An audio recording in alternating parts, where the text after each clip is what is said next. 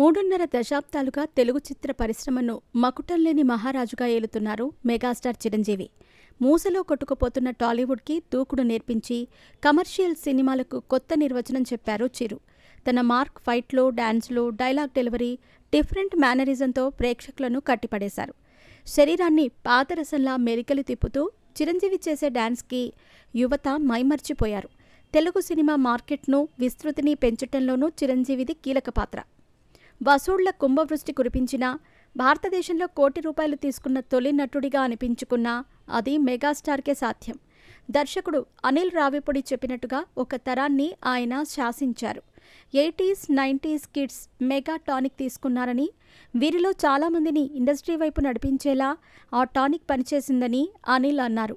చిరంజీవిని ఆదర్శంగా తీసుకుని ఎంతోమంది చిత్ర పరిశ్రమ వైపు అడుగులు వేశారు. వీరిలో దర్శకులు, నిర్మాతలు, హీరోలు, హీరోయిన్లు, నటీనటులు, సాంకేతిక నిపుణులు ఉన్నారు. చిరంజీవి వేసిన బాటలో ఓ డజన్ మంది హీరోలు మెగా కాంపౌండ్ నుంచి చిత్ర పరిశ్రమలో నిలదొక్కున్నారు. వీరందరికీ మెగాస్టార్ దైవ సమానులు.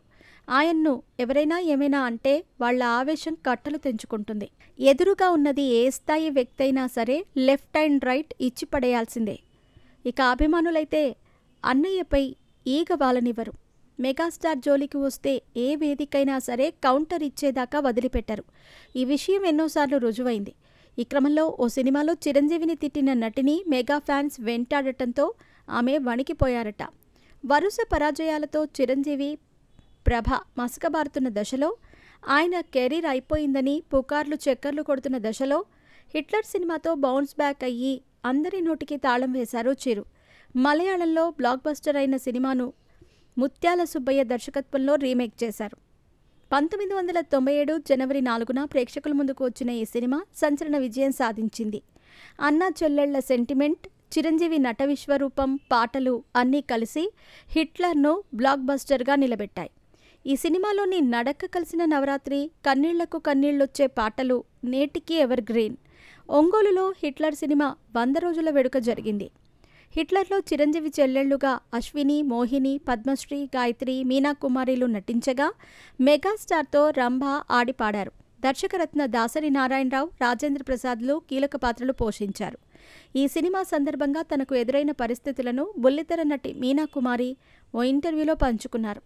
హిట్లర్లో తాను చిరంజీవిని ఓ సందర్భంలో రాక్షసుడా, నిన్ను చూస్తే భయంగా ఉందని డైలాగ్ చెప్తానని, ఇది చిరు అభిమానులను హర్ట్ చేసిందని మీనా చెప్పారు. తాము ఓ రోజు కారులో ఒంగోలు వెళుతూ ఉండగా ఓ 50 మంది చిరు అభిమానులు నా కారుని చుట్టుముట్టి గొడవ చేశారని, అందరూ కారు దిగి జరిగింది వాళ్ళకి నచ్చజెప్పటంతో వాళ్ళు శాంతించారని మీనా కుమార్ తెలిపారు.